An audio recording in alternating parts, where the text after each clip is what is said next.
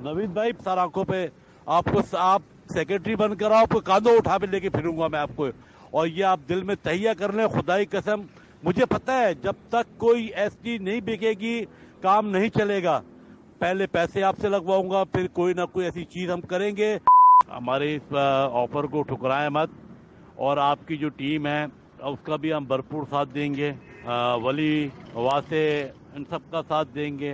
जब वो आपके दोस्त हैं तो हमारे भी दोस्त हैं, मगर याजूद माजूद और मक्कार का सवाल ही पैदा नहीं होता। एहतशाम का नाम इस्तेमाल किया, जो कि मास्टरमाइंड था।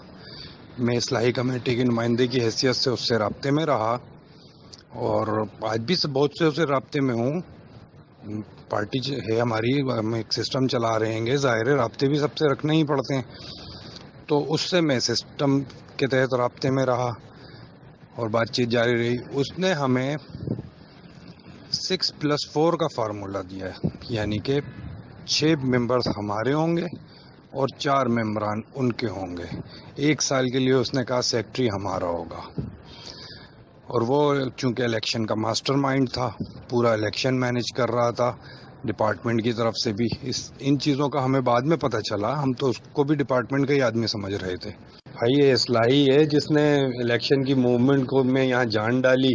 ठीक है, इलेक्शन हमें भी पता थे क्या किस तरह होने और क्या हो रहेगा। और यामिन भाई, आपको याद हो कि माजी में मैंने आपको बारहा आपसे मुलाकातों में कहा कि आप एक कमेटी बनाएं।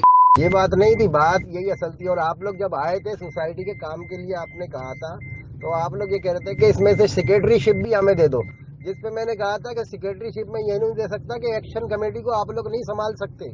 आप कल को मिल जाओगे तो मैं तो उनसे लड़ रहा हूँ और मैं उनसे लड़ता रहूंगा। जब तक मैं हूँ मैं लड़ता रहूंगा। मैंने उनको मकसद इस तरह से छोड़ना नहीं है। मैंने जो उन्होंने मेरे साथ किया है, मैं तो कोर्टों में भी भुगत रहा हूँ, नेब भी भुगत रहा हूँ इनकी वजह से। मैं तो कभी उनके सामने झुकने को तैयार नहीं हूँ। एहतशाम से मेरा तसादुम डायरेक्ट नहीं था। पहले दिन उसने एक लफ्ज मुझे ऐसा कहा और उस दिन से मैं समझ गया कि अभी तो लोगों के वहमो गुमान में भी इस्लाही कमेटी नहीं थी, वो उसने पहले अपने ऑफिस में बैठ के बना ली। जो चीजें मेरे पास हैं, जो मैं समझ रहा था, इस सब के बावजूद बखुदा कहीं पर भी हम किसी ऐसी कंट्रोवर्सी का हिस्सा नहीं रहे। इंतहाई मजबूरी के आलम में कोई कड़वा घूट पिया है तो पिया है। उस दिन जब इलेक्शन का रिजल्ट आया है तो अरशद साहब से और आपसे मेरी बात हो रही थी।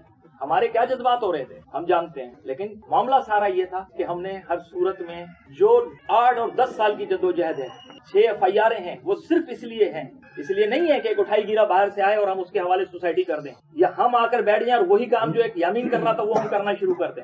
अभी भी जो हम लोगों ने ये बनाई है, आपके सामने खर्चा भेजा था, उसकी पहली यही है, करप्शन के खिलाफ 0 टॉलरेंस है। हमारा बाप भी बैठा होगा, करप्शन की इजाजत नहीं देंगे।